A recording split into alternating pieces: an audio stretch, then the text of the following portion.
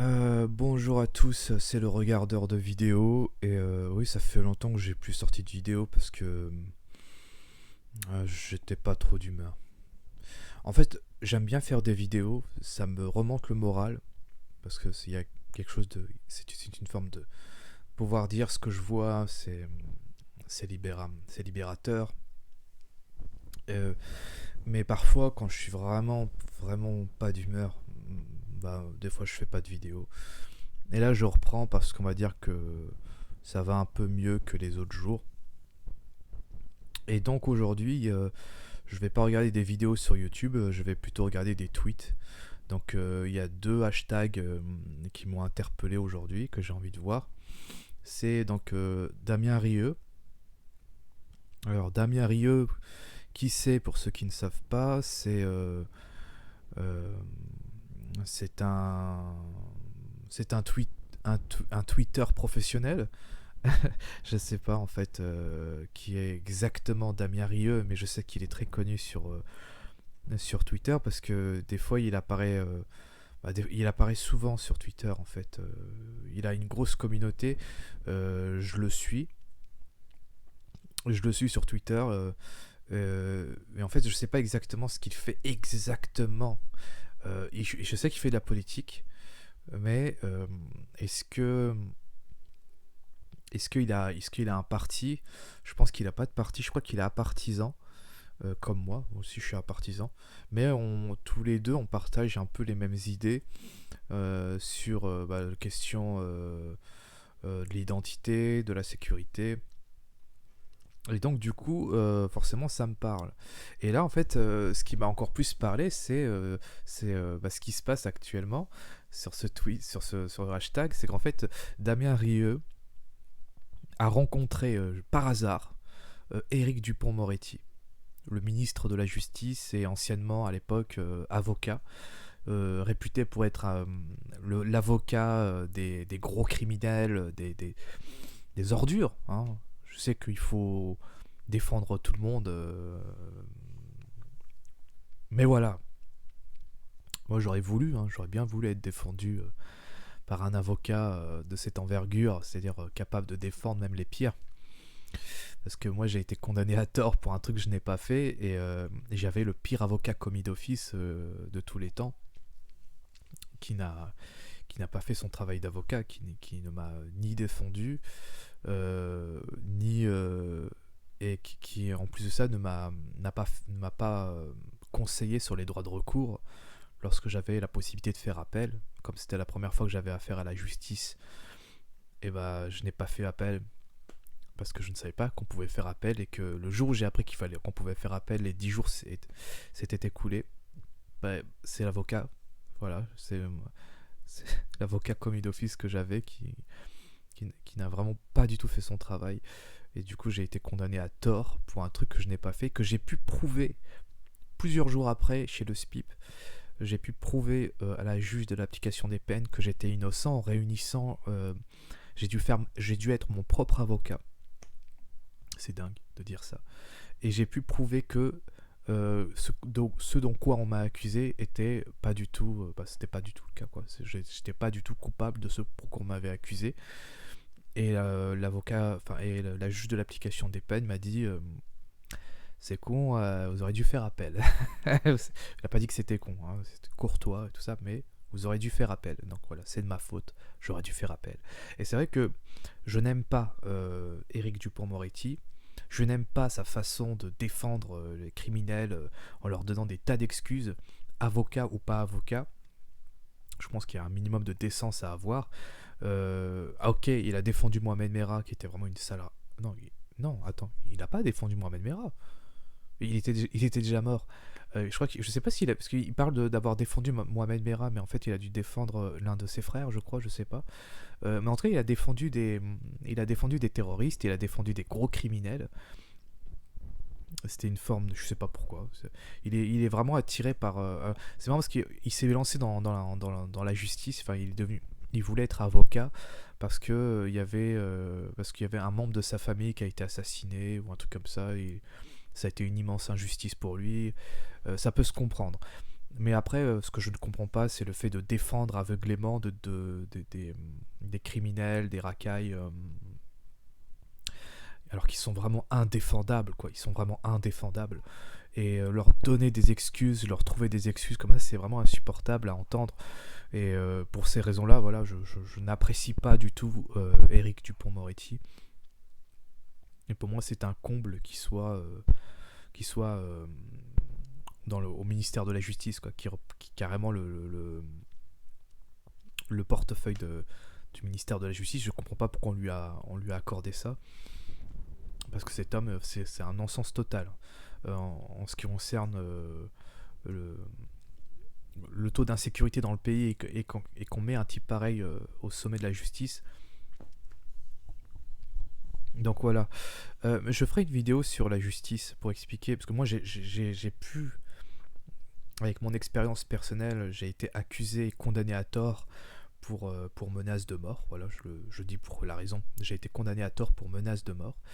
Il s'avérait plus tard que non, ce n'était pas des menaces de mort. Je n'ai jamais proféré de menaces de mort. Je parlais de mon suicide. Voilà. Et j'ai parlé d'exécution, mais je parlais de mon suicide, mon exécution et de mon suicide. Donc deux choses exprimées qui parlaient de mon exécution et la seconde chose de mon suicide. Et ces deux choses, comme je parlais de la mort, ça a été interprété à tort comme des menaces de mort alors qu'il n'y a jamais eu de menaces de mort et j'ai pu le prouver. Il y a eu de la calomnie en face, voilà, on a parlé de dégradation.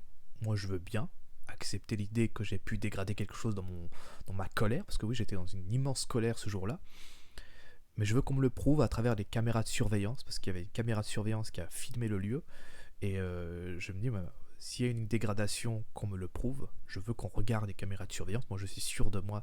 Je sais que je n'ai jamais agi avec violence. J'ai exprimé de la colère, certes. Il y avait des mots durs, mais jamais d'injures dégradantes, grossières, et certainement pas de menaces, que ce soit des menaces de violence ou de menaces de mort. Ce n'est pas mon genre, même lorsque je craque, parce que là j'ai craqué, je reconnais que j'aurais dû garder mon sang-froid, on m'a vraiment poussé à bout. Même quand je craque, je ne succombe jamais à la violence physique et même à la violence verbale. Et quand je dis des choses, c'est très violent, mais c'est jamais injurieux. Je tempère malgré tout. Et ça, malheureusement, les juges, ils en avaient strictement rien à foutre de tout ça. Et voilà, genre, en face, c'était des banquiers. Hein, et en phase 2, c'était moi. Voilà. Donc, c'était quelques semaines après l'assassinat euh, de Samuel Paty. Donc, voilà, j'étais condamné à être condamné. Alors que si j'avais eu un vrai avocat, eh ben, on aurait vu que j'étais innocent, que non, je n'ai pas menacé de mort, et que j'aurais certainement eu un non-lieu, vous voyez. C'est comme cette histoire avec Marine Le Pen qui avait diffusé une image d'une exécution de Daesh. On l'a accusée d'apologie au terrorisme. Vous vous rendez compte, et durant son procès, elle a eu un non-lieu parce que l'avocat a bien fait comprendre que le but, même si c'était pas vraiment ce qu'il fallait faire, on ne publie pas d'images violentes comme ça sur Internet. Tout ce qu'elle a voulu exprimer, Marine Le Pen, à ce moment-là, c'est de dire qu'il était absurde de comparer son parti à l'État islamique. C'était ça le message. Moi aussi, de mon côté, ce qui s'est passé avec les banquiers, c'est qu'ils m'ont soupçonné de vouloir financer le terrorisme avec mon PEL. Ils ont refusé de le clôturer pour ça. Ils m'ont fait soumettre à un contrôle vraiment draconien comme ça, alors que je n'ai rien fait. Il n'y a eu aucun antécédent, j'ai rien fait pour mériter ça. La directrice de banque qui m'a agressé verbalement, qui m'a méprisé comme si j'étais vraiment une raclure, une merde, m'a carrément demandé ce que je comptais vraiment faire avec mon argent. Vous vous rendez compte? Vous imaginez un directeur de banque comme ça qui débarque comme ça, qui s'aperçoit que vous êtes sur le point de clôturer un PEL et qui met son droit de veto et qui dit non, toi tu vas pas clôturer le PEL, j'aimerais savoir ce que tu comptes faire avec cet argent, et si tu ne le dis pas, on va te faire soumettre un contrôle. Est-ce que vous trouvez que c'est normal quand même de faire subir ça comme ça, avec violence, à un type comme ça qui n'a rien fait, une personne qui n'a rien demandé? Donc oui, forcément, j'avais toutes les raisons d'être dans une colère noire, et encore, il faut voir la colère, parce que c'est ridicule. Moi, j'étais désespéré à ce moment-là. Vraiment, je suis toujours désespéré. D'ailleurs, c'est pour ça que je fais des vidéos, c'est pour me changer les idées. Euh, et donc voilà, moi, je trouve ça, voilà. On s'est acharné contre un dépressif suicidaire qui a parlé de son suicide, et on a interprété ses paroles comme des menaces de mort. Grotesque. Je vous assure, les gens, hein, quand j'aurais pu leur prouver que j'étais innocent, ils ont dit, mais c'est quoi cette justice? C'est incroyable. Comment on peut accuser et condamner à tort quelqu'un comme ça, juste parce qu'on a décidé d'interpréter ces paroles comme des menaces de mort, avec des pièces à conviction biaisées, enfin plein de trucs biaisés. Et on dit non, tout ça, on n'est pas certain que ce sont des menaces de mort, mais comme ça parle de la mort, comme à plusieurs moments il parle de la mort, alors on va penser, on décide d'interpréter toutes ces paroles comme des menaces de mort. Fabuleux, fabuleux. Bref, je divague. Je ferai une vidéo sur mon expérience avec la justice, pour que vous compreniez pourquoi en fait la justice est à la fois si répressive et en même temps si laxiste. Vous comprenez qu'il y a un paradoxe total en fait, et je vais vous expliquer clairement pourquoi. J'ai pu, moi de mon côté, j'ai été condamné à de la prison. J'ai été voilà, à tort, je précise, je vous assure, c'était la première fois, mon casier judiciaire était vierge, et j'ai été condamné pour la première fois de ma vie, et je vous assure, je méritais vraiment pas cette condamnation. Je suis quelqu'un qui assume mes erreurs. Si j'avais vraiment menacé de mort, je l'aurais assumé. Si j'avais agi avec violence, c'est-à-dire si j'avais commis des dégradations, j'aurais également assumé. Sauf que je n'ai ni dégradé la banque, et je n'ai absolument pas proféré de menaces de violence, et encore moins des menaces de mort. Je parlais de ma mort. Il s'agissait de ma mort. Je disais, ni toi ni moi ne gagnerons cette guerre, seule la mort triomphera de moi. Il s'agissait de moi, je sais très bien ce que j'ai exprimé. Voilà, enfin, je parlais de... Je sais que j'ai pété les plombs, je reconnais. Je vacillais mentalement depuis des mois et des mois. J'ai subi une violente agression, une tentative de vol de vélo plusieurs mois avant, au mois de juin de 2020, qui m'a particulièrement traumatisé. Et du coup, ça, en fait, ce traumatisme qui a commencé petit à petit à se dissiper, la blessure a commencé à se cicatriser petit à petit, en fait il s'est complètement réouvert avec cette expérience avec les banquiers, ce qui m'a poussé à péter les plombs et à dire des choses. En fait, j'avais fait des nuits blanches, vous savez, c'est horrible d'être insomniaque, de ne pas pouvoir réussir à dormir parce qu'on fait des crises d'angoisse et qu'on est mal en point comme ça, et du coup on a plus de facilité à péter les plombs. Mais c'est bizarre, il faut voir quand même le niveau. Moi j'ai pété les plombs, mais il faut voir quand même le pétage de plomb en question. C'est ridicule. C'est comme si un bisounours pétait les plombs, vous voyez. C'est vraiment le même niveau. Pas de violence, pas d'injures grossières, dégradantes. Je l'ai injurié, je le reconnais. J'ai injurié la directrice de banque en lui disant que c'était une immonde créature. Waouh, niveau d'injure incroyable, c'est tellement... Oh, c'est dégradant, c'est humiliant. C'est vraiment... bref, immonde créature, pas physiquement, mais intérieurement. Vous voyez, parce qu'elle a vraiment un cœur noir. C'est une psychopathe. J'avais vraiment eu affaire à une personne qui était vraiment... bêtement impitoyable à mon égard, alors que je ne méritais pas ça. Je n'ai fait que réagir au mal qu'on m'a fait. Tout chez moi n'est que réaction. Il n'y a jamais d'agissement. Jamais vous me verrez avoir des comportements malveillants à l'égard d'autrui. À chaque fois que j'aurai un comportement qui pourrait tomber sous le coup de la loi, comme des injures ou une forme de violence qui pourrait seulement être perçue comme de la défense, de la légitime défense, tout chez moi ne sera que réaction. Réaction et réaction. Jamais d'agissement. Je suis quelqu'un de profondément pacifiste. J'ai horreur de la violence. Je l'ai suffisamment subi dans ma vie pour avoir un véritable mépris pour la violence.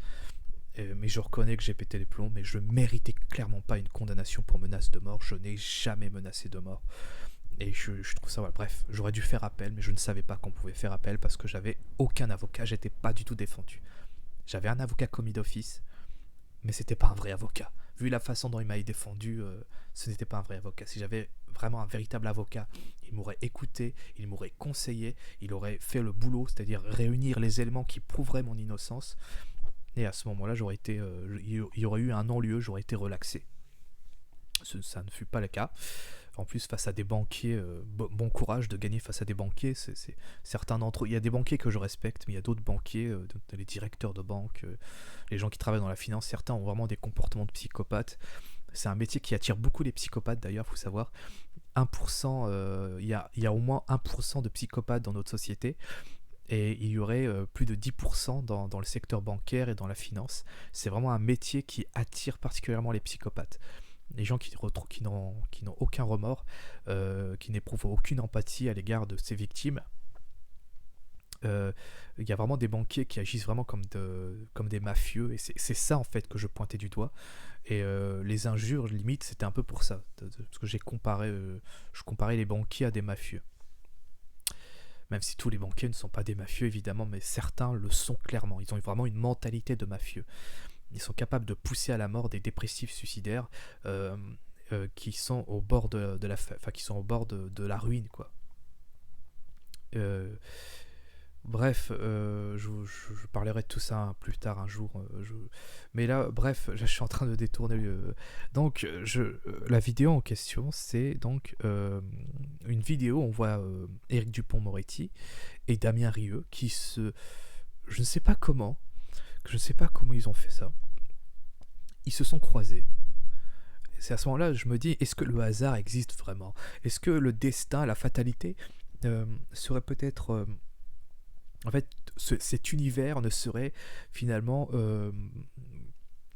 régi que par ça, que par la fatalité. Il n'y a qu'un semblant de hasard. Moi, je trouve sincèrement que cette scène est burlesque, improbable, vraiment improbable. Donc, du coup, on va regarder la vidéo en question. Donc, y a-t-il une vidéo altercation verbale entre Dupond-Moretti et Damien Rieu. Macron m'envoie son pitbull à Rolex. Voilà. Donc, c'est Jean Messia qui le...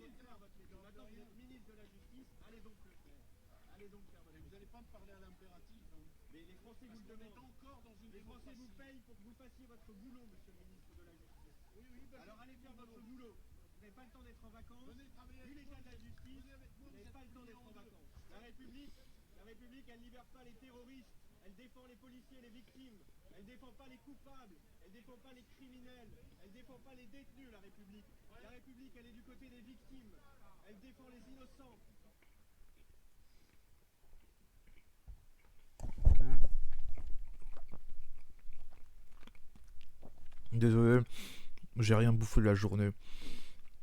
Hmm, excellente. Cette vidéo, c'est improbable. Je sais pas comment. Moi, j'ai jamais croisé Ah si, si. J'ai croisé Christine Lagarde à Versailles. Il y avait des journalistes qui tournaient autour d'elle. Avant, j'habitais à Versailles. Pas à Versailles précisément, dans la ville voisine de Buc. Magnifique ville, magnifique ville. Buc, hein, pas Versailles. Versailles, je trouve un peu... Enfin, il y a certains endroits à Versailles qui est sympa, mais moi j'aime bien les villes très très verdoyantes. Euh, Versailles, c'est une sorte de petit Paris. Vous voyez, donc pour moi, c'est assez beaucoup trop de bâtiments serrés les uns contre les autres, tout ça. Il y a certains petits parcs sympas, mais je préfère Buc, qui est vraiment très. Il y a un bois magnifique, il y a un grand étang. Enfin, bref, j'ai vécu à Buc et il m'arrivait d'aller à Versailles de temps à autre pour faire des courses. Et par hasard, juste à côté du tribunal de Versailles, c'est là où j'ai été jugé d'ailleurs, et condamné, hein, comme le pire des raclures. Euh, c'est improbable, hein, c'est improbable. Je comprends pas comment j'ai pu être condamné pour menace de mort. C'est improbable. Si vous me connaissez vraiment, si vraiment vous passez du temps avec moi, vous prenez du temps à me connaître, à sympathiser, vous verrez que je suis à des années-lumière de quelqu'un de violent et quelqu'un qui peut menacer de violence quelqu'un ou qui peut carrément le menacer de mort. C'est impossible. Quand je parle, quand je m'exprime en étant totalement désespéré, c'est je parle de ma mort. Je suis un peu provocateur, je dis des choses sarcastiques et tout, mais jamais, jamais je ne menacerai de mort quiconque. Bref, un jour, je parlerai de cette affaire avec peut-être des preuves, même si c'est très personnel, mais peut-être qu'avec des preuves sous les yeux, vous verrez que tout ce qui s'est passé est vraiment scandaleux. Et donc, en fait, j'ai croisé Christine Lagarde. C'est vraiment la seule ministre que j'ai croisée. Euh, ouais. Il y avait Balladur aussi à Poissy, quand j'étais petit, quand j'avais 5 ans. Mais jamais j'ai rencontré un ministre et je le parlais comme ça. Et Damien Rieu, lui, tranquille, il prend son petit café. Je sais pas s'il buvait. Je crois que c'est un café, enfin qu'importe. Ouais, c'est une sorte de cappuccino, je sais pas ce que c'est, bref. Et en fait, je trouve ça. C'est tellement improbable. Tu bois ton petit café, ton petit cappuccino sur la terrasse et tu croises Moretti. Et là, tu dis, bon, allez, je vais lui dire mes 4 vérités. C'est un peu ce que j'ai fait avec les banquiers, sauf que voilà, eux, ils ont extrapolé un petit peu l'agression. Il n'y a jamais eu d'agression, et ils ont réussi à me faire passer, à me faire passer pour ce que je n'étais pas.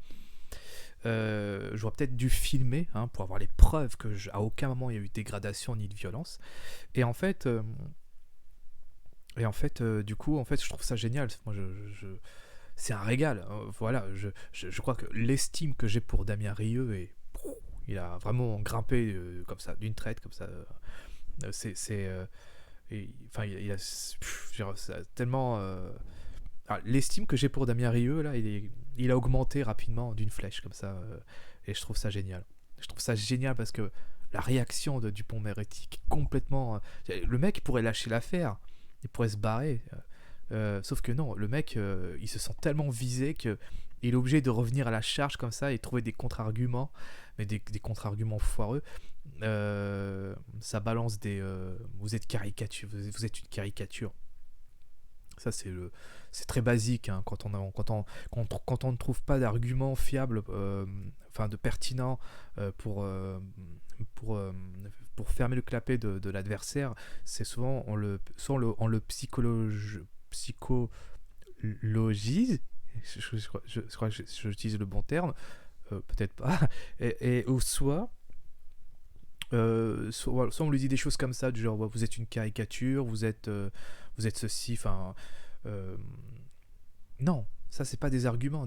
Balance des vrais arguments. Dis-lui en quoi ce que dit Damien Rieu j'ai dit Damien Rieu. Oui, c'est ça. En quoi ce que dit Damien Rieu est faux. Il y en a pas. Il y en a pas. C'est vraiment ça. il est complètement désemparé et c'est jouissif à voir. J'adore, vraiment, je pourrais me revisionner la vidéo plusieurs fois. C'est même très gênant pour Dupond-Moretti, parce que le pauvre, on a vraiment l'impression, c'est comme s'il est foutu à poil devant tout le monde, vous voyez, c'est un peu ça. Et donc voilà, honnêtement, j'ai pas de sympathie pour Dupond-Moretti. J'ai aucune, vraiment, pour moi, c'est un homme qui est complètement, qui est complètement à la ramasse, qui est complètement en dehors de la réalité.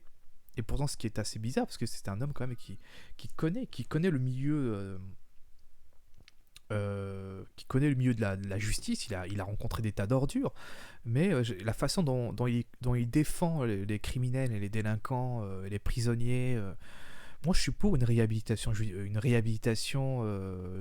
dans la justice, c'est-à-dire donner une seconde chance aux délinquants.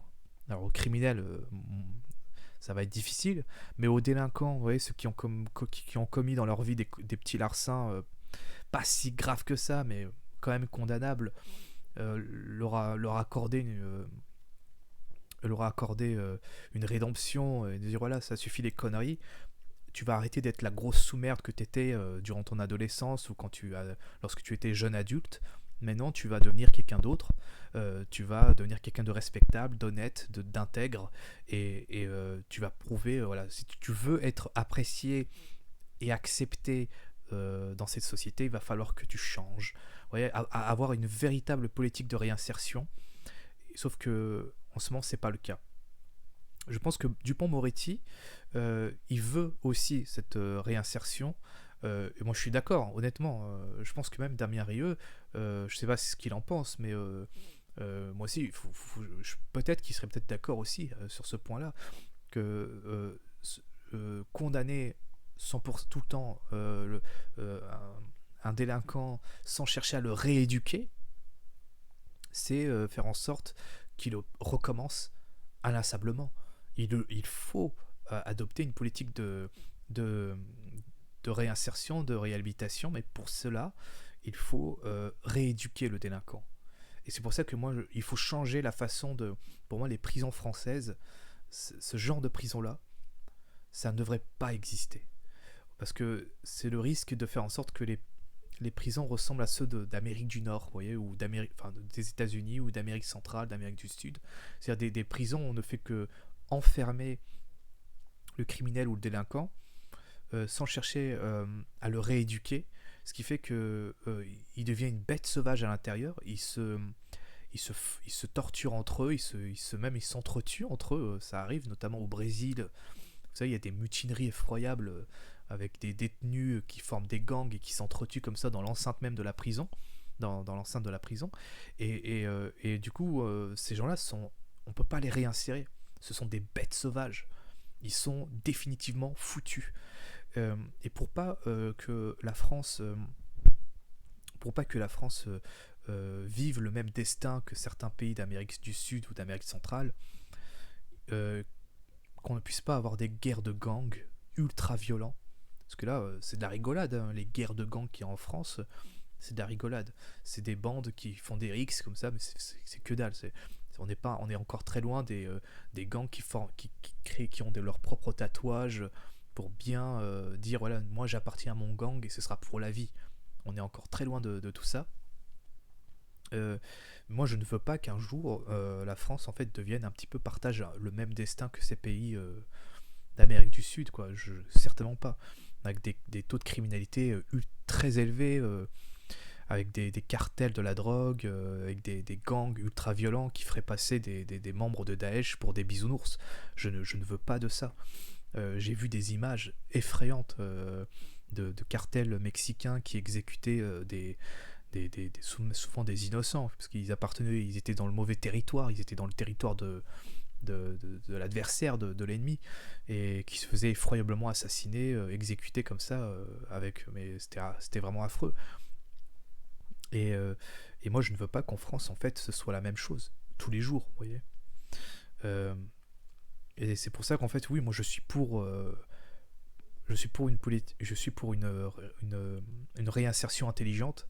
C'est-à-dire qu'en gros la prison ne devient pas seulement un endroit où on prive la liberté du délinquant, mais que ça devienne aussi un endroit où on forme une éducation stricte. Euh, genre, limite, on remplace le service pénitentiaire par des militaires, vous voyez. Je suis pour la réouverture des bagnes aussi, parce que le bagne, pas forcément le bagne qu'on avait au siècle dernier, enfin, il y a des siècles avant, euh, un truc presque similaire. En fait, on fait travailler les détenus pour leur donner le goût du travail, pour leur inculquer la valeur du travail, pour leur expliquer clairement que le crime, ça ne paie pas. Par contre, le travail, si. Et, euh, et voilà, leur inculquer des valeurs qu'on trouve aussi dans l'armée, quoi. Donc, une sorte de prison avec un esprit plus militaire que civil, vous voyez. Ça, c'est quelque chose qui pourrait, je pense, faire chuter la délinquance et même la criminalité sur le long terme, voire même à moyen terme. Je pense par exemple au Japon, qui est un pays avec un taux de criminalité vraiment très très faible. Bon, il y a aussi une raison, c'est qu'il y a la mentalité, là-bas il n'y a pas d'immigration. Euh, donc c'est vrai que le multiculturalisme, c'est vrai que ça crée beaucoup beaucoup d'emmerdes. Il suffit de voir que par exemple dans les pays où il y a le plus de délinquance, de criminalité, c'est souvent dans des pays comme ça. Les pays multiculturels en Amérique du Sud, en Amérique centrale, en Amérique du Nord, enfin surtout les États-Unis, le Canada pour le moment ça va un peu. Il y a peu d'habitants au Canada, mais moi je tiens pas à ce que je tiens pas à ce que la France devienne comme ces pays-là. Pour le moment, ce n'est pas encore le cas, mais ça pourrait très vite le devenir si on ne fait rien. On subit plus d'attentats terroristes en France qu'aux États-Unis. Même si aux États-Unis ils ont d'autres formes d'attentats, enfin, apparemment des attentats terroristes, mais des tueries de masse au fusil d'assaut, là, c'est différent. Mais voilà, je tiens pas à ce que la France partage le même destin. Et je pense que la solution, pour moi, elle est simple. Enfin, elle est simple, elle est compliquée, mais en même temps simple à la fois. Euh, on commence par la rémigration des individus non assimilables et qui posent un véritable problème sécuritaire dans le pays. Ça, c'est la première chose. On fait le tri, en somme. Tous ceux qui ont la nationalité française mais qui ne sont pas dignes d'être français, qui sont d'origine étrangère, on leur retire leur nationalité en fonction de leur casier judiciaire. Voilà, t'as un casier judiciaire surchargé, pas du tout assimilé, tu fous une sacrée pagaille dans le pays, donc au revoir. Et ça pourrait être une chose. Ensuite, il y a l'éducation, très important. Il faut responsabiliser les parents, parce que la principale cause de tout ça, c'est les parents. On le dit jamais assez. Beaucoup de parents vous diront le contraire. Ils vont toujours se déresponsabiliser à chaque fois. Ils vont dire non, c'est la faute de l'éducation nationale. Non, c'est ton gosse. C'est à toi d'éduquer ton gosse. C'est pas l'éducation nationale qui doit éduquer ton gosse. C'est ça qu'il faut leur dire à certains parents. Et si tu penses que tu es inapte à éduquer ton gosse, abstiens-toi de procréer la prochaine fois. Et c'est souvent comme ça, c'est souvent pour ces raisons-là qu'on a des gosses qui sont envoyés à l'ASE, quoi, à l'aide sociale à l'enfance, à la DAS, mais qui tournent mal, parce que forcément quand on va à l'ASE, on tourne mal. c'est Donc voilà, moi je suis pour tout ça en fait. Et vous verrez que le taux de délinquance et de criminalité va ça va chuter considérablement. Et je suis désolé, j'ai du mal à parler parce qu'en fait je me suis arraché une dent. Et là c'est en train de cicatriser, mais voilà, c'est pour ça que voilà, j'ai du mal à parler. Ensuite, qu'est-ce qu'il y a d'autre? Ah oui, ce qui concerne la justice, qu'est-ce qu'on fait des détenus? On va pas... Déjà, on expulse ceux qui peuvent être expulsés. Vous savez, il y a une image que je trouve incroyable. Il y a un réfugié afghan qui a été condamné plusieurs fois par la justice française pour des faits de violence et il n'a jamais été expulsé. Ouais, moi, je trouve ça, rien que ça, tu dis voilà, l'anomalie, elle est flagrante. Tu peux pas te permettre ça, c'est pas possible. Quand tu as un étranger qui débarque dans le pays, qui est incapable de s'intégrer, de s'assimiler, de respecter les lois du pays, et qui fout sa merde, qui est violent, qui fout vraiment, qui cause des dommages, qui cause de la violence, des traumatismes et tout ça, bref, qui est vraiment inapte à rester dans le pays, tu fais en sorte qu'il dégage. Quand tu invites quelqu'un chez toi, tu t'attends à ce qu'il ait un bon comportement. S'il commence à chier sur le tapis, à agresser ta femme, à frapper tes gosses, tu vas pas le garder chez toi en disant bon, s'il te plaît, c'est pas sympa ce que tu fais là à ma famille, s'il te plaît, recommence pas, d'accord? Non, tu le gères, non, tu te barres. Voilà, et ça malheureusement, c'est pas la logique en ce moment avec la politique française actuelle, qui étrangement donne une seconde, une troisième, une quatrième, une cinquième chance aux délinquants étrangers. Ça n'a aucun sens. Euh, après aussi au niveau du terrorisme, il y a plein de choses à faire, hein. C'est à cause de ça, vous savez, moi il m'arrive parfois de subir des discriminations, notamment avec les banquiers, qui refusent de clôturer mon PEL parce qu'ils sont persuadés que j'allais financer le terrorisme, alors que je suis complètement, enfin je suis même pas musulman, quoi, je suis agnostique. Bah vous voyez, ça, rien que ça prouve quand même que, enfin, j'en veux, évidemment j'en veux aux banquiers, mais j'en veux beaucoup plus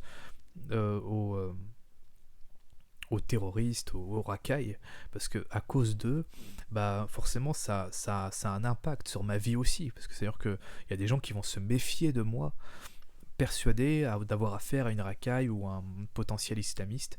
C'est vrai que ma barbe ça aide pas beaucoup, c'est une barbichette, hein. Les islamistes ils portent pas de barbichette, ils portent une barbe collier, vous voyez, c'est-à-dire qu'il n'y a pas de moustache, il y a juste une barbe comme ça et puis c'est tout. euh, et donc du coup, ouais, j'en veux beaucoup plus à ceux qui donnent une sale image d'une communauté plutôt qu'à ceux qui discriminent la communauté. Vous voyez, même si moi personnellement, j'appartiens à aucune communauté. Je suis un solitaire, tout ce qui est de plus lamentable et, euh, et quelqu'un de totalement suicidaire. Mais étrangement, je sais pas, j'ai l'impression que c'est. Ouais, je sais pas. Vous en faites pas, je me soigne, je me soigne. Ma pizza est en train de refroidir. Bon, du coup voilà.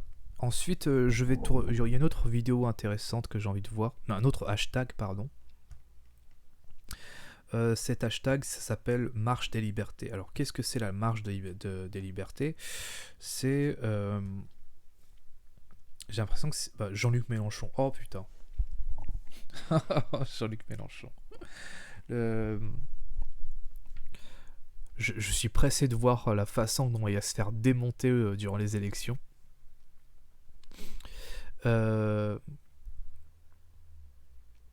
Aux médias, non, ce n'est pas un citoyen énervé qui a agressé Jean-Luc Mélenchon à la Marche des Libertés. Agressé. Il s'est fait enfariner, hein, je crois. Mais un militant d'extrême droite qui fait des blackface tient une chaîne YouTube avec des royalistes, un rappeur d'extrême droite et un réactionnaire assumé.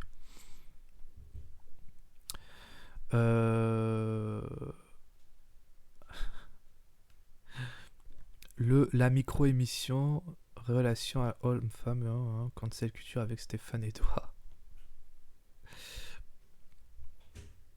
Attends, c'est qui? Ah, c'est Cro-Blanc. Je suis pas fan de Cro-Blanc. J'aime pas le rap de manière générale.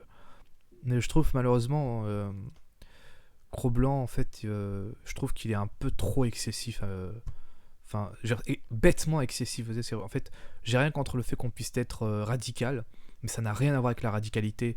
Ce qui fait, quand je parle d'excessivité, c'est le fait qu'il soit très. Enfin, il y a une forme de caricature qui me plaît pas chez lui, en fait. Il est démagogique. Voilà, je cherchais le terme. Il y a beaucoup de démagogie dans sa façon de s'exprimer et je pense que ça ne fait pas du bien au mouvement. Vous voyez, ce que je veux dire par démagogie, c'est qu'en fait, la façon dont il traite les problèmes de la société, il le fait avec beaucoup de manichéisme, Mais quand je parle de manichéisme, c'est-à-dire que vraiment c'est genre blanc contre les autres, vous voyez. Alors que c'est vraiment pas comme ça qu'il faut voir les choses. Il y a des non-blancs qui sont vraiment patriotes. Et, et mais lui, c'est vraiment il y a une forme de, quand je parle c'est même pas de la radicalité, mais il est excessif dans sa façon de voir le monde. C'est vraiment les blancs sont les gentils et tout ce qui n'est pas blanc, c'est les méchants. Moi, je peux pas suivre là, je ne suis pas là-dedans. Mais de dire que la France n'a pas vocation à devenir une société multiculturelle, ça, je suis complètement d'accord. C'est pas lui qui le dit, mais de manière générale, moi, c'est ce que je pense. Euh, que que la race blanche soit prédominante dans le continent européen, pour moi, c'est une logique. Enfin, c'est une logique implacable. C'est comme si je pourrais dire que pour ce qui est du continent africain, il est totalement normal que la race noire soit prédominante dans ce continent et qui ne doit pas être remplacée. Pareil pour les Asiatiques en Asie, comme pour ce qui est des Amérindiens, les pauvres. Ouais, bah, justement, c'est parce que je crains en fait que l'Europe subisse le même destin que les Amérindiens en Amérique du Nord ou en Amérique du Sud, vous voyez. Euh, et donc du coup, mais ce que je n'aime pas trop non plus en fait dans ce que je peux trouver vraiment très excessif et contre-productif, c'est de penser que toute personne qui ne serait pas blanc est un ennemi naturel de la civilisation occidentale.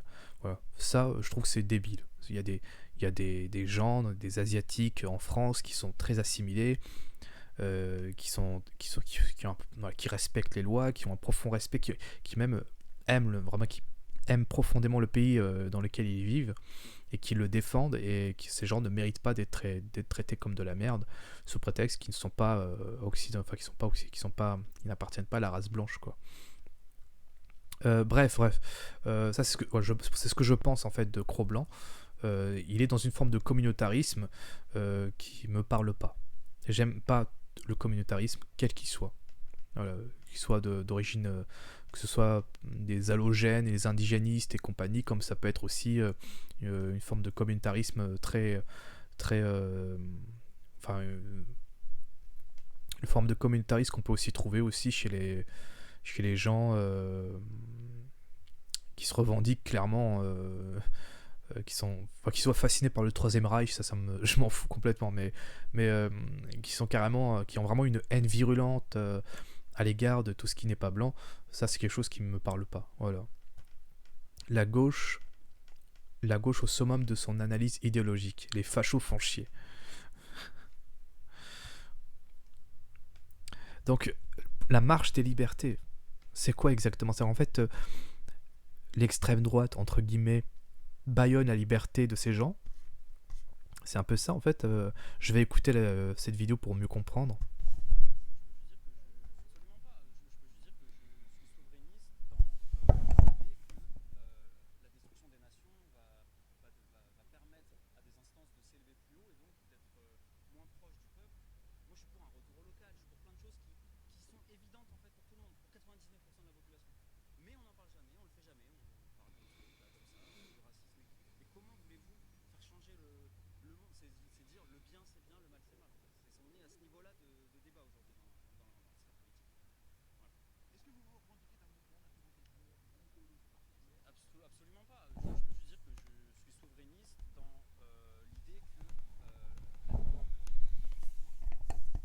Alors, ce passage dit tout. Loin d'être l'avant-garde gauchiste qui s'imagine être, ce mec est un symptôme de confusionnisme produit par l'extrême droite et ses médias.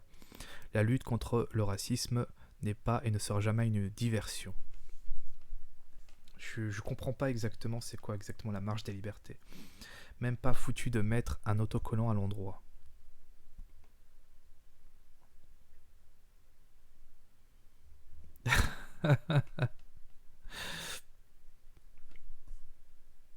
Nombre de participants de la marche des libertés défilant aux côtés des islamistes en novembre 2019 et estimant que l'extrême droite commence à la droite de LFI. ou comment le mot liberté est dévoyé par des gens qui constituent aujourd'hui le principal danger envers la liberté. Faute de s'attaquer au vrai fascisme de ses amis islamistes, l'extrême gauche a besoin d'une extrême droite pour exister. Bon, voilà, ça c'est le genre de choses que je déteste. La diversion, moi je la vois. C'est là vraiment, si vous voulez vraiment parler, si vous voulez faire une marche pour les libertés, ce serait plutôt pour scander la liberté qui a été volée par le gouvernement durant la crise sanitaire, pour toutes ces choses-là, ou bien contre l'insécurité, contre la menace terroriste, c'est pour toutes ces raisons-là qu'on devrait marcher. Mais pourquoi marcher pour se battre contre un mouvement qui n'est pas au pouvoir? Genre on parle d'un mouvement de la droite dur, qui n'a jamais été au pouvoir et qui actuellement ne se contente seulement que de dénoncer les mouvements de droite qui se disent souverainistes,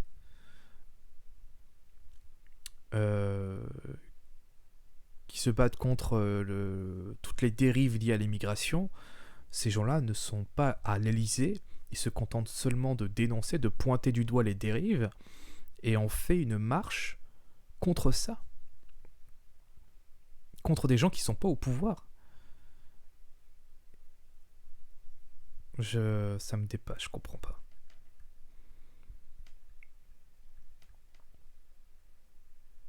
L'extrême droite, encore, les menaces, ses actes et toujours des pudeurs de gazelle médiatique pour le qualifier. Appeler un chat est un militant extrême droite. Putain, arrêtez avec extrême droite, sérieux quoi. Et alors, agresser Jean-Luc Mélenchon, putain, avec de la farine quoi. De la farine. Pour toutes les saloperies qu'il a balancées dans les médias. Le blackface, sérieusement.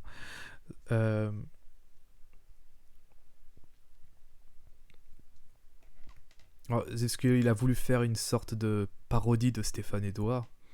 Évidemment, c'est de la provoque. Hein, on devrait pas s'offusquer contre les blackface. Hein. C'est débile. Hein. On reconnaît que c'est très débile, mais s'offusquer comme ça, comme si c'était un crime. Mais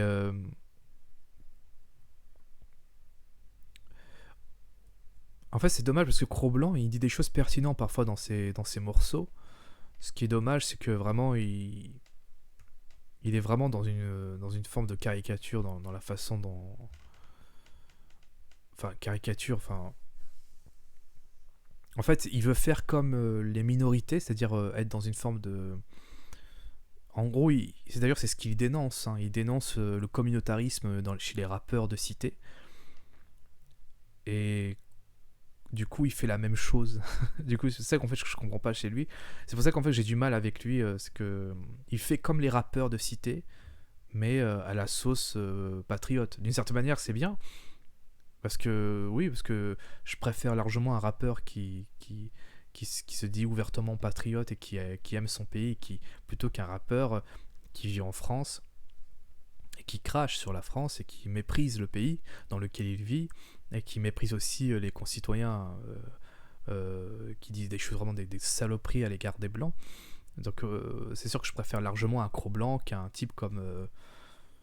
des gens comme n'importe qui, comme voilà, Booba ou qui tu veux, enfin des rappeurs que je n'adhère pas du tout. Mais malheureusement, au Cro-Blanc non plus, j'adhère pas, quoi. Parce que en fait, c'est les mêmes extrémités, mais dans l'autre sens. Du coup, moi, ça me parle pas du tout, quoi. Mais sinon,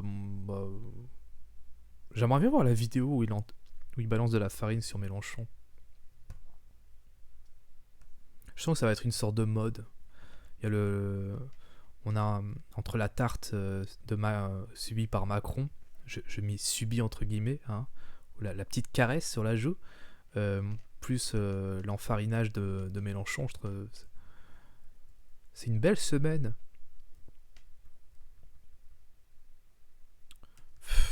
Manon Aubry qui dit: un large front politique, associatif et syndical uni à la marche des libertés pour riposter contre les lois liberticides et dénoncer le danger de l'extrême droite.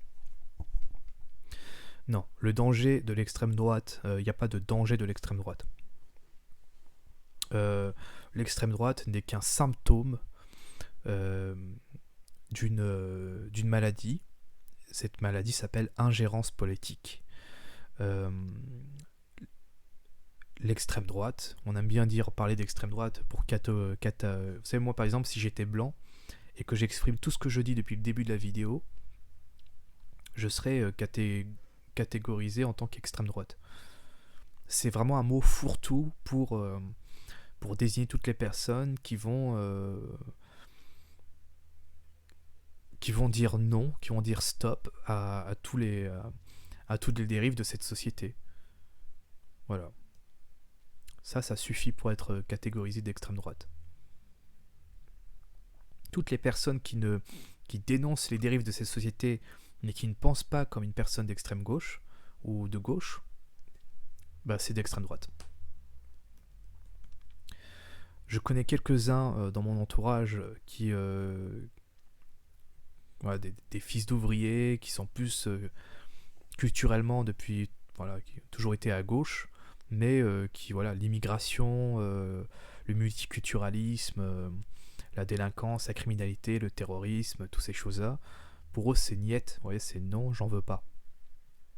Et pourtant ils se disent ni de gauche ni de droite. En fait ils sont pas apolitisés parce qu'ils ont des idées politiques, mais ils n'ont pas de parti politique. Mais quand on les entend, on se dit tiens, mais à la fois ils ont des idées de gauche parce qu'ils veulent de la justice pour les ouvriers, pour les gens qui sont vraiment démunis, et en même temps ils prônent une tolérance zéro vis-à-vis de la délinquance, la criminalité. Ils parlent même pas de non à l'immigration, c'est non aux dérives de l'immigration, c'est-à-dire une immigration qui n'est pas contrôlée, qui n'est pas choisie, et une politique d'immigration qui est complètement chaotique, avec aucune politique d'assimilation, avec rien de tel, qui font que voilà, il y a certains endroits dans le pays où c'est invivable. Voilà, et le simple fait de dire non, ça suffit pour certains dans les réseaux sociaux pour les pour les foutre dans une case, celle de l'extrême droite. Ouais, donc c'est pour ça que pour moi je me méfie du terme extrême droite, parce que c'est vraiment un terme qu'on aime bien coller, c'est vraiment une étiquette qu'on aime bien coller sur les gens qui ne partagent pas nos idées de gauche, bien pensants, humanistes et toutes ces choses-là. Alors que je vous assure, en privé, il y a certains types de gauche et d'extrême gauche qui n'en pensent pas moins, hein, de l'immigration et toutes ces choses-là. C'est juste que c'est très tabou. C'est très tabou. Donc ils vont le dire en privé, pas en public. Voilà. Nous sommes des dizaines de milliers pour mettre un coup d'arrêt aux attaques contre nos libertés, aux idées de haine de l'extrême droite, à la complicité du gouvernement et de toute l'oligarchie. Et aussi contre la délinquance, la violence, la criminalité, le terrorisme. Moi, franchement, si un jour... enfin,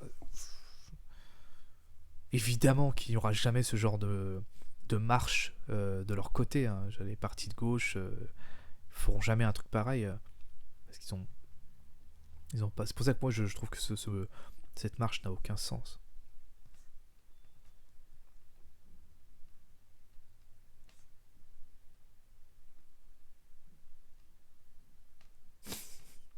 Le stress d'une compagne fait blanchir les cheveux, c'est indéniable. C'est rigolo.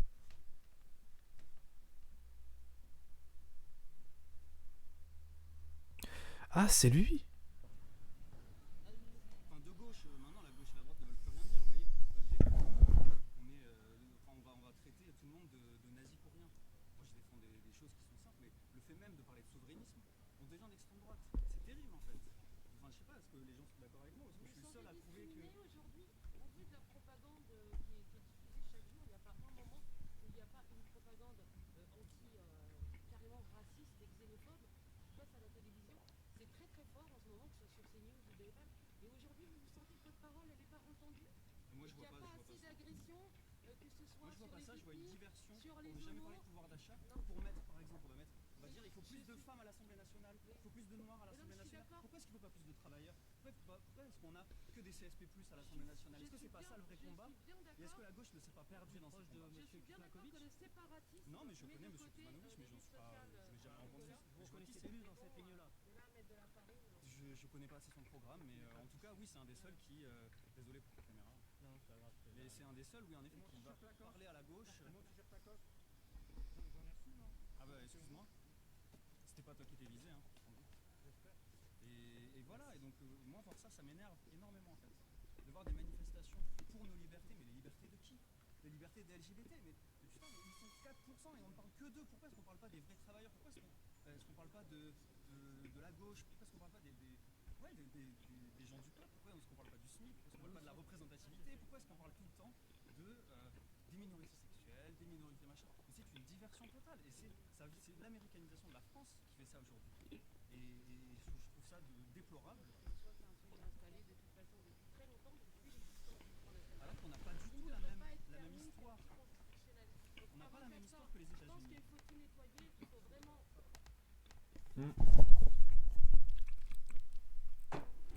Pertinent. Alors, est-ce que c'est... Mais c'est qui, lui, en fait? Est-ce que c'est Cro-Blanc? Je le reconnais pas, parce que Cro-Blanc, à moins qu'il ait maigri. Parce qu'ils ont dit que c'était Cro-Blanc qui avait enfariné. Il me semble pas que ce soit lui. Mais en tout cas, ce qu'il dit... En tout cas, si c'est lui, il a drôlement changé. Hein. En tout cas, ce qu'il dit, c'est vraiment pertinent. Je le rejoins complètement. Il y a des déviations, il y a des priorités, et on a tendance à obscurcir, à faire de l'ombre à ces priorités pour mettre en avant des choses. On se dit, bon, ok, oui, c'est des choses à traiter, mais de là à mettre ça constamment en avant dans les médias, ou politiquement,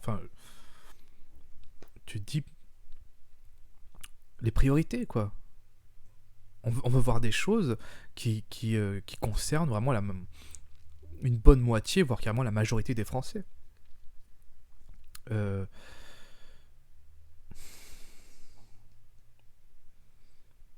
En tout cas, je suis d'accord quand il dit aujourd'hui la gauche ne parle plus aux classes populaires. Moi, personnellement, depuis que je suis enfant, mes parents, ils étaient de gauche. Et c'était naturel pour nous parce que mon père, c'était un ouvrier. Il a bossé toute sa vie à l'usine Peugeot de Poissy jusqu'à sa mort. Et donc forcément, les mouvements qui défendaient véritablement les travailleurs, les ouvriers, c'était des personnalités de gauche, pour ne pas dire les partis. Je parle vraiment les personnalités. C'est eux qui, dans l'Assemblée nationale, ouvraient vraiment le plus leur gueule pour défendre les intérêts des travailleurs. Et qui arrivaient parfois à obtenir gain de cause. Mais ça c'était avant, vous voyez. C'était avant. La gauche actuellement est en train de se perdre totalement. Depuis plusieurs décennies, c'est fini le temps de la gauche qui défendait avec vigueur les intérêts des ouvriers, des plus pauvres, des plus démunis. Ça, c'est terminé. Mais non, on a des... c'est pour ça, moi, c'est pour ça que quand j'entends des gens qui disent que le Rassemblement national est un parti d'extrême droite, moi, ça me fait rire. Marine Le Pen, elle est plus à gauche que son père, qui était lui beaucoup plus libéral. Et le parti de Marine Le Pen actuellement, pour moi, c'est un parti de gauche. Qui n'est pas parfait, mais personnellement, si je devais choisir entre Marine Le Pen et Macron au second tour, je rechoisirais Marine Le Pen. Oui, parce qu'en 2017, j'ai voté pour Marine Le Pen. Je savais qu'elle allait perdre, mais bon, bref. C'est ce que dit cet homme, et vraiment, je suis complètement d'accord avec lui. Pour nos libertés contre les idées d'extrême droite. Ça veut dire quoi, extrême droite? J'aimerais bien qu'il définisse ce qu'est extrême droite. Pour ces gens-là, parce que si c'est pour eux, extrême droite, c'est dénoncer les dérives de cette société qui est en train de patauger dans de l'acide sulfurique comme ça, et qui trouvent ça normal, et qu'ils acceptent cette idée, qui sont résignés à l'idée de se dissoudre comme ça dans cet acide, et que moi je fais partie de ceux qui disent non, ce n'est pas normal, il faut se battre contre ça. Si ça, le simple fait de dire non, ça me vaut l'étiquette d'extrême droite, alors là bah, c'est de la pure bêtise, voilà. Moi je dis, ça n'a aucun sens leur marche, ça n'a aucun sens. Près de 3000 manifestants réunis aujourd'hui contre l'extrême droite et le racisme. Je sais plus si c'est des proches ou je crois que c'est des proches qui avaient dit je soutiendrai SOS Racisme quand ils mettront un S à racisme ou un truc du genre. Enfin, je sais plus c'était quoi exactement la phrase. En gros, ils voulaient dire que se battre pour défendre les minorités, c'est bien, mais en fait, idéalement, ce serait bien de se battre contre toute forme de racisme. Toute forme de racisme. Pas uniquement contre le racisme que peuvent subir les Maghrébins ou bien les Noirs. Quand on a vu par exemple il y a quelques semaines cette attaque raciste qu'avait subi un livreur ainsi qu'une femme noire qui filmait l'agression avec son téléphone, et que tu avais donc ces personnes d'origine algérienne qui disaient des saloperies immondes sur les Noirs, sur le fait que les Algériens avaient fait subir de l'esclavage, avaient soumis à l'esclavage les populations noires pendant 6 siècles, 8 siècles. Là, on se dit, ouais, où est SOS Racisme? Vous voyez, c'est ce genre de racisme-là, en fait, qu'il faut combattre. C'est-à-dire toutes les formes de racisme qui soient. Et ne pas fermer les yeux sur une forme de racisme, comme ça qu'on dit, non, mais ça, on peut pas, parce que c'est pas très politiquement correct d'attaquer ce genre d'individu, parce que lui-même appartient aux minorités. Non, tout le monde peut succomber à la violence raciste. N'importe qui, quelle que soit sa couleur de peau, quelle que soit sa culture. Moi personnellement j'ai été traité de sale arabe par un gens du voyage qui voulait tenter de voler mon vélo, parce que par exemple l'agression physique que j'avais subie, c'était justement une personne d'origine, une personne des gens du voyage qui voulait voler mon vélo pendant que je jetais les déchets à la poubelle, qui voulait mettre mon vélo dans le coffre de sa voiture, et quand je me suis interposé pour récupérer mon vélo pacifiquement, il a commencé à péter les plombs et à m'agresser violemment, tout en m'insultant, et dans ses insultes, il y avait sale arabe. Donc en fait, tout le monde peut être raciste. Si vous êtes blanc et que vous vivez dans une cité, les probabilités pour que vous faites agresser physiquement et verbalement à cause de votre couleur de peau sera beaucoup plus grande que un noir ou un maghrébin qui se retrouverait comme ça parmi des hooligans néo-nazis sortant d'un stade. Voilà. Vous voyez, c'est les mêmes probabilités. Donc moi je veux bien qu'on combatte le racisme, mais il faut combattre toutes les formes de racisme, et pas se focaliser obsessionnellement, maladivement, uniquement sur une forme de racisme en question, et on nie tout le reste. Les victimes, il y a des victimes de racisme, mais quand je parle de victimes de racisme, je ne parle pas d'une parole qui aurait été mal interprétée, non, on parle de vraies injures et de vraies violences. Il y en a beaucoup. Et quand on regarde les victimes, on s'aperçoit que parmi ces victimes, il y a beaucoup de blancs. Et il y a aussi évidemment des noirs, des arabes. Il y a aussi beaucoup d'asiatiques. Il y a tout le monde peut être victime de racisme. Tout le monde. Malheureusement, c'est parce que le racisme est universel. Universel. Personne n'a le monopole du racisme ou des idées racistes. Tout le monde peut succomber à ça. Donc voilà.